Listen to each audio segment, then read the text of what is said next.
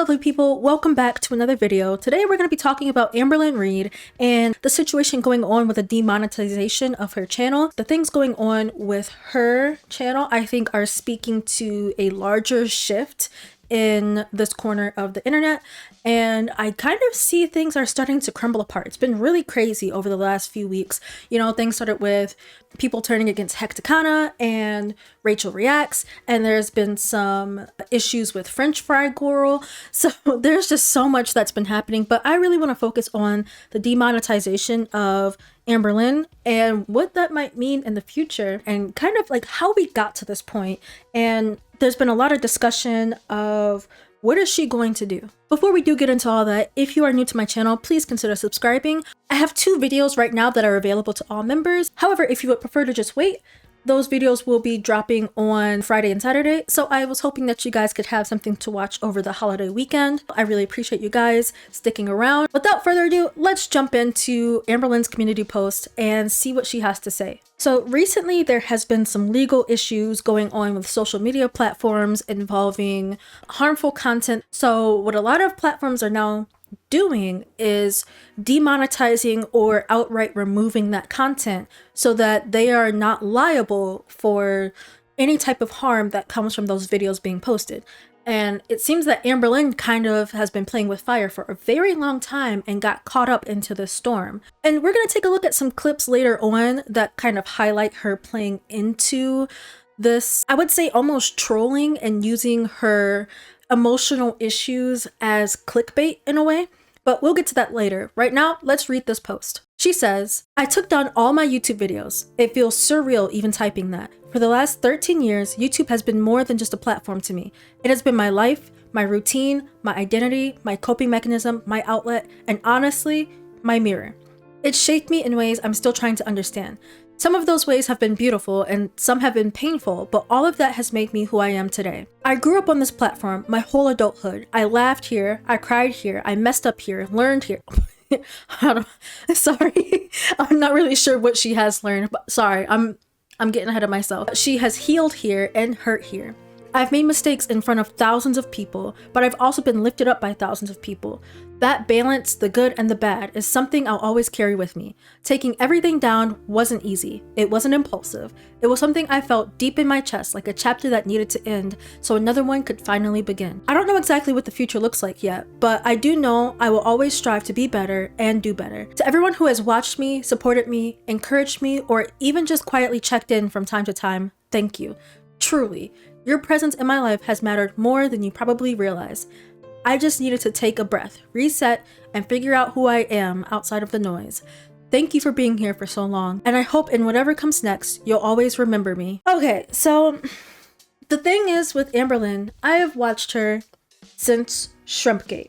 You know, when she pulled out the platter of shrimp and ate it on camera.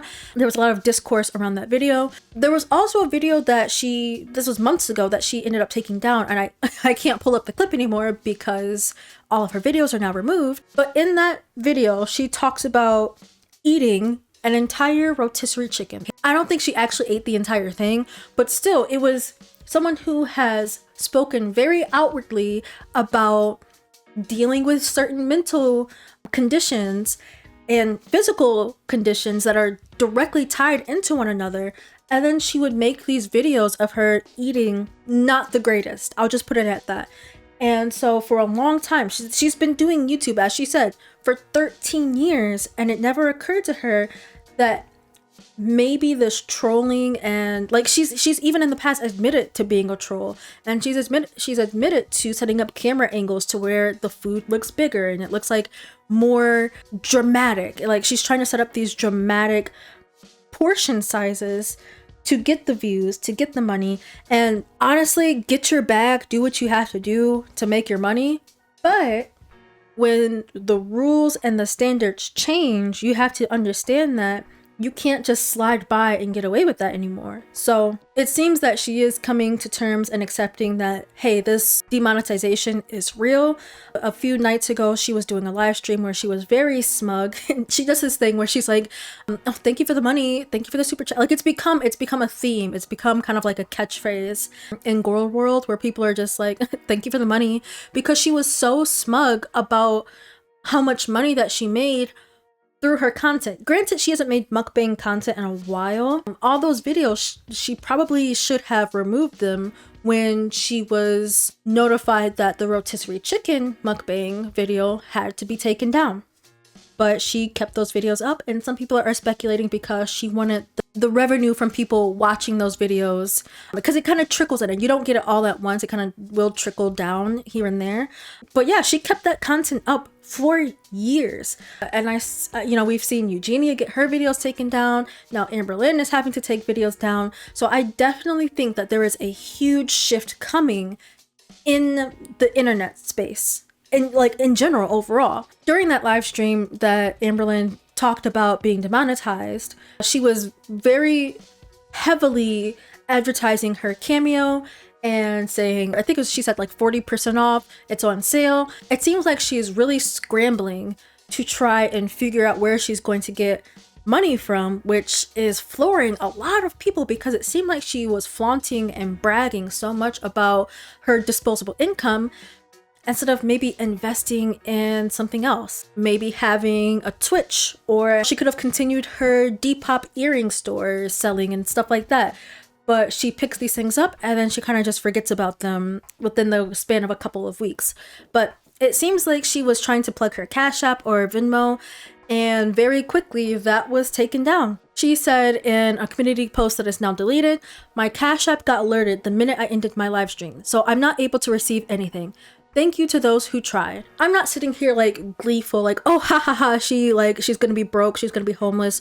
I think that wishing homelessness on somebody is kind of fucked up, in my opinion. Do I think that maybe she will actually learn from this? Hopefully. I really truly do hope that she learns that you can't just come on the internet, do the bare minimum, and then expect that to last forever. It's not realistic. In all of these years, I don't think I've ever seen her put effort into her content in general. Like, her vlogs would usually be her sitting in front of a table, holding up different stuff. I mean, she kind of was getting out, going to bingo and stuff, but you can only watch someone go to bingo for so long. There was no elevation, there was no growth, there was no improvement in her content. You know, someone else I have watched people cover is Anna O'Brien, I believe her name is. Glitter and Lasers, more widely known. And she's a girl that actually goes out and she travels, and I don't really like her personality, but her footage and her music and the cinematography, she puts effort into her vlogs, and it provides at least some sort of entertainment value, whether you like Anna as a person or not. But Amberlynn just never adapted to the changes. Okay, so I would also like to reiterate that Amberlynn has taken down a lot of her videos, so I'm going to be playing clips that I was able to find from other people's channel. This content creator is known as Zachary Michael. I'm sure they need no introduction, but I just want you guys to observe the way that Amber interacts with this food and the way she sets it up. I want to eat on a plate though. You don't want to eat on a plate, you just want the food to look really big, girl. I know how you mukbangers do it. Oh my god, this is so holy. Okay, so in Virginia they called it Singapore rice noodle where I got it. And that's just one example of the way Amberlynn would set up her portions and her food in these videos. And I just want you to keep in mind that she would post a video like this, and then maybe 2 or 3 weeks or maybe a month or so later, she would be sobbing in front of the camera talking about her health issues and things that are happening in her life that have been essentially tearing her down. And that's where you get into the issue of SH. If you don't know what SH is, I'm sorry, I don't know a better way to explain it to you, but I'll just say it as self-destruction. So when you engage in these self-destructive behaviors and then they're being monetized on YouTube, Amber is also engaging in this behavior very purposely. She sets up the camera, she orders large portions of food, sometimes in my opinion, to cater to certain communities, to profit off of, to rage bait, to make people talk, to be controversial, to make people angry. And it came back and bit her in the ass in a very massive way. Okay, so here's another clip that I want to use just to highlight some of the snarkiness and the smugness that Amberlynn had for quite some time. It's gotten a lot worse recently during the live stream era, because when you're live, it's a little bit hard to filter out what you're saying in the moment, and she's not editing things. Also, I want you guys to look at right over here. The sink is my best friend. That's the name of this video. So she would intentionally troll, and she would put titles like, oh, I didn't shower. I've never showered in my life. The sink is my best friend. She would talk about the drama and kind of, I guess the best way I could put it is put like these subliminal messages as her live stream titles, get people to come in. And, you know, she also had memberships running. So essentially people would pay to come into her chat, send in money to give her critiques or criticism. One of Amber's favorite ways of deflection was saying, thank you for the money. No, thanks for the super chat. Thanks, babes. Just like very condescending. So I just want to play a couple examples of that. Sometimes I'm confused, but thank you for the money. The highlighters are good but expensive. Sometimes I'm confused, but thank you for the money. Also, I don't know if I mentioned this, but this is from a YouTuber live streamer. His name is Oh Lordy It's Jordy. So this is where I'm sourcing these clips from. I will have links to these channels down below in my description if you would like to check them out. Again, thank you for the money. But anyways, I just wanted to come on here and like clarify that, because it's just like the most wild thing in the world. All right, so I just wanted to play those so you guys could hear it coming from her own mouth, since it's no longer on her channel, but it's a catchphrase that she used so often. Thanks for the money, thanks for money, thanks for the super chats, thanks for blah, blah, blah, blah, blah. And the thing is that she wouldn't say these things out of gratitude or actually being thankful for the money that she was getting from her viewers. She was saying it smugly. She was saying it as like a, I know that you're calling me out right now, but I'm still getting your money. That's all I care about right now is the money. And so now that she's seemingly not monetized, it's like her entire demeanor has changed from thanks for the money to, can I please have some money? I need you guys to help me out because I have to get my dog Twinkie surgery. I know too much lore about this, oh my god.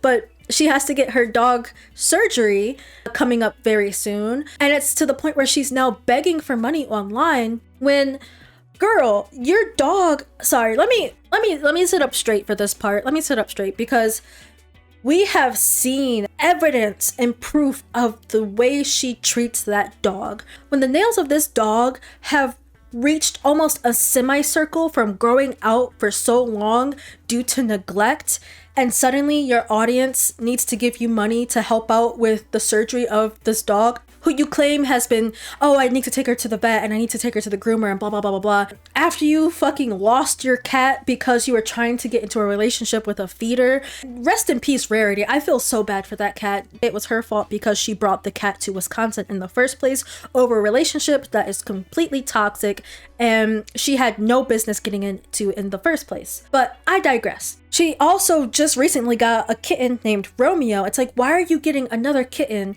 when you don't have any savings? You're now begging for money. And honestly, I don't know how she was able to burn through the amount of income that she was receiving from YouTube, seemingly by doing nothing. This next video is from a content creator known as Salty Crab. I really enjoy their videos, so please go check them out if you would like to. But this is a torrid haul that Amberlynn did.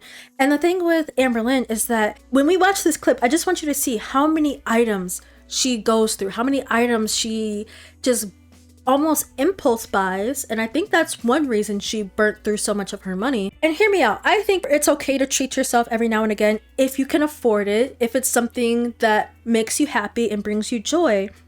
But the thing is, Amber, she would buy so many different outfits, so many different articles of clothing, and then you would just never see them again. You wouldn't see them in a vlog, you wouldn't see her switching up her outfits. She would kind of just wear the same few items of clothing on repeat. Every now and again she would switch it up for maybe like a holiday or something like that, but a lot of this clothing she would buy it too small, and it would be like, oh, I'm gonna eventually fit into this piece of clothing, but she's doing mukbang, so the clothing just never fit.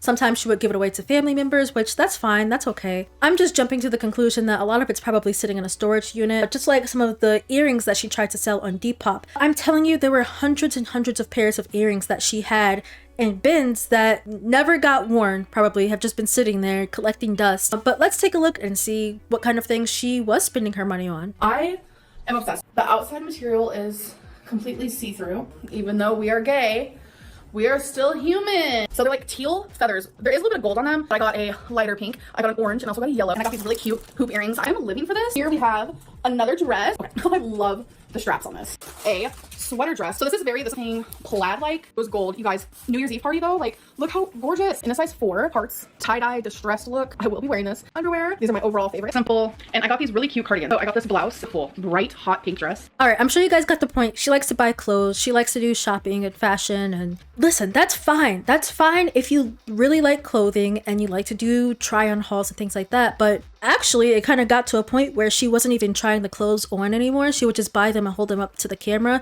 She wasn't doing like an outfit of the day and like coordinating the accessories with shoes and maybe leggings or something like that. It was just hold it up, throw it to the side, hold it up, throw it to the side. And I know this is only one short clip that I'm showing you guys of the clothing that she has bought, but this has been going on for years. She would just keep buying, and all of these clothes would seemingly just go either into storage, into the trash, maybe donation, maybe given away, and second-handed, you know, hand-me-downs to somebody else. But it just, when you look at the bigger picture of where she's at now, it seems like a huge waste of money because apparently she doesn't have a savings at this point. And listen, I get it. A lot of us are living paycheck to paycheck, and you know, sometimes things might happen to where you are in a position where you're no longer employed. But the way that Amberlynn would, in some ways, almost flaunt her wealth or brag about her wealth, it's kind of weird that she didn't think at all to maybe set something aside for maybe if she ran into a situation like this. I know a lot of people have second YouTube channels just in case things do fall through on their main channel. And also, I do want to talk about something else with this clip. It started all the way back during when she lived in Kentucky with Eric and Ricky. I'm throwing a lot of this out here with the idea that you guys already are familiar with Amberlynn and the timeline, but she used to live in Kentucky with Eric and Ricky and her ex-partner Beck, and she treated Beck really horribly, held finances over Beck's head, and it was just really, it's kind of just like you reap what you sow. Beck was financially dependent on Amberlynn because they were manipulated into quitting their job, and then Amberlynn allegedly stole Beck's inheritance. I kind of feel like all of this is karma in the grand scheme of things, but let's continue. Her, like any sweet gesture, I'm just like not used to that type of energy from someone, especially someone who, like, this isn't shade towards anybody, but it's like every single month when she pays me, like, we just do it through Venmo because it's easier. She sends me rent through Venmo. She'll send me like the electricity, utility money, like etc, etc. Like it feels like I'm getting free money, and we joke about it every single time. I'm like, oh, when you paying me? I'm just not used to like getting large chunks of money for other people paying their way for living. So it's kind of cool. It's like I only have to pay half the bills now. Like, man, I'm just like grateful for that type of situation to deal. A super expensive brush. How do you even, girl? So that was shaded Becky. I don't know why.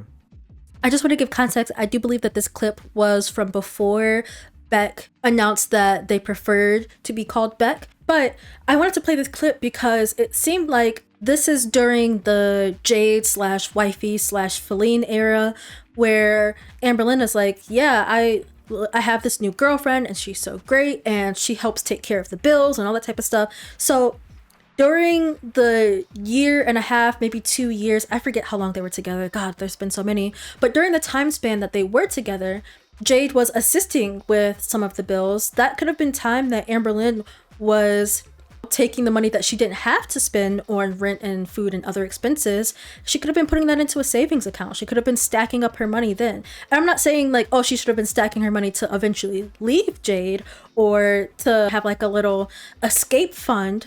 But you should have been planning for the future, and she just failed to do that, it seems. And also, she did say in this clip, like, no shade to anybody else in the past. I think it was very intentional to kind of put Beck down, like, Beck never helped pay for anything. Well, that's because Beck couldn't. Beck didn't have a job because you told them to quit their job and stay at home and literally take care of you as a 24-hour, 24/7 stay at home live-in caretaker, driving you where you wanted to go, helping you get food, getting you groceries, taking care of the repairs of the vehicle that they needed to transport you around in, literally wiping you before and after your surgery. Like, there's so much that Beck did.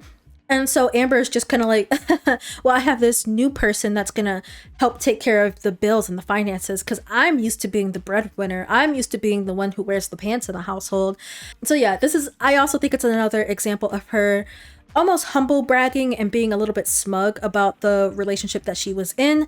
I know this video has been heavily focused on Amberlynn, but in the grand scheme of things, I also want to kind of check in and see how things have been going with Foodie Beauty, also known as Chantal Marie, because she has been engaging in some behaviors that make me kind of think that her channel might be next. But yeah, I'm just like awful mentally, and maybe you can help. I can't talk about it without crying, and I don't want to cry, so I'm trying to be numb. So in this clip, Chantal is talking very slowly, and it could just be because she's tired or she just got done crying and emotions were high and she's kind of coming back down from that. But the issue is that a lot of people were speculating that she was under the influence, and I'll have further proof of that coming up very, very soon. But a lot of people were saying, hey, this is very, very concerning. Like, we know that you are going through a divorce or breakup. I don't know how real the actual divorce is or how real that relationship actually was, but she moved halfway across the world. She went back to Canada and she's dealing with a lot of emotional turmoil. But it seems that to deal with the emotional turmoil, she turned to certain substances. It just seemed like it was something beyond a legal substance. And that's why so many people were confused and worried. And also, I need you guys to keep in mind that when Chantal is making these videos, she is live. So in my head, I'm thinking, YouTube does not want to be responsible for something really bad happening to somebody live on their public platform, right? Because I'm sure there are people that are archiving and screen grabbing and getting clips of these live streams as they're happening. And if something was to, and hear me out, I'm not wishing that on her at all. I hope that she gets into a better place. But if there was an instance where she is live streaming, just like with Eugenia, if something happens to these people while they are live streaming, that would be, from a legal standpoint and a PR standpoint, a very, very horrible look. It'd be very messy. I think it would just give more credibility to the allegations that social media is harmful and it's messing with people's mental well-being. But I want to take out just one more clip of Chantal just so you guys can get like the full scope of how bad things were during her time coming back from the Middle East. A weird move. It's called being high. Okay, what's your recommendation? I'm sure you could still get in trouble for driving a scooter under the influence. I'm trying to think for one of what. Yeah, girl, I have no idea what she's talking about here. Maybe a movie? I don't have brain damage. Well, no, I don't. Spirit away. It's a good one. Sugar potato. Girl, what are you saying? Oh my goodness. All right, so yeah, as you guys could see from that final clip, in my opinion, that seemed like someone that was beyond just recreational or legal enjoyment activities. It seemed like someone that could have been possibly having a medical episode or something that would require emergency services to be involved. But yeah, I definitely think that the Gorls really need to consider the type of content that made them famous in the first place and, maybe quietly and subtly shift to something else. I think the reason why people don't enjoy their content is because of who they are as people and the things that they have said and done in the past. However, if they continue doubling down into what they have been doing for years, I don't have much hope that they will ever learn and grow from the mistakes that they have made. I really think that Amber could do well if she decided to talk to a doctor, get on a certain medication that could help her, like actually help her. If she completely removed all of the mukbang content, like all of it, you know, she might be waiting for some of those residual coins to kind of trickle in. But if you are serious about getting better in your life, just completely cut out that chapter, move on to something else. You could start streaming on Twitch. You could set up your TikTok account and get paid through that. Maybe she could actually go back into selling the right way on Depop or other websites like eBay. There's so many different platforms that you can sell on these days. She could set up a TikTok shop. There's so many other things that could generate revenue to where she doesn't have to beg for money from her audience. Because at this point, I think either of these two getting a normal job is kind of out of the picture, not just because of their physical abilities, but because of the reputation that they have garnered online. Like if you Google Amberlynn's name, if you Google Chantel's name, you're gonna find a lot of content that is unsavory and is unprofessional. It's not a good look. All right, I'm gonna wrap up this video with some of my final thoughts. Do I wish for Amberlynn to be homeless? No, not just because I think that homelessness is a very real struggle that a lot of people go through, that we shouldn't just be wishing on people. I also keep in mind that she does have pets. She has several pets. I think she has Wasabi, Twinkie, and now Romeo. She no longer has Rarity due to her own actions, but I just think of those three pets, especially Twinkie in her old age. I believe she's a senior dog at this point. So there's no way that those animals would be able to survive on the street with her. So I don't know what she's going to do. Like I said, I do think there is some type of karma and poetic justice with the way that she treated Beck in the past. As far as Chantel, I think that, you know, she has severed a lot of ties with people that could have given her emotional support through what she's going through right now. And she is probably feeling really isolated and alone, and she's using YouTube as some weird form of therapy to vent and to get closure and comfort, when in reality she should be seeking that from people in her own life. But I don't think she can do that right now. I think all of this brings into question the future of social media in general, because it's not just these two. Eugenia has been involved. I truly think that Chantel's channel is going to be next, and starting to make me think about the future atmosphere of YouTube at large. Eugenia is gone. She disappeared. She's no longer monetized, and they kicked her off of TikTok too. So there's not really too many other places that she could go. But I'm gonna wrap it up. I want to hear your thoughts down in the comments below. What do you think is gonna happen with these two in the future? What do you guys think the outcome of that lawsuit is gonna be? And what is that gonna mean for the rest of creators in the future? Again, I would like to remind you guys that I do have memberships available on my channel. If you would like to check out some of my content a few days early, I would really appreciate that. But I also really appreciate you guys just sticking around to watch content as it does come out. If you are new and you did enjoy this video, please subscribe to the channel. I really appreciate all of you guys leaving me comments. I hope you guys have a great holiday. Maybe spend some time with loved ones or your pets. Make sure you guys are taking care of yourselves, and as always, stay lovely.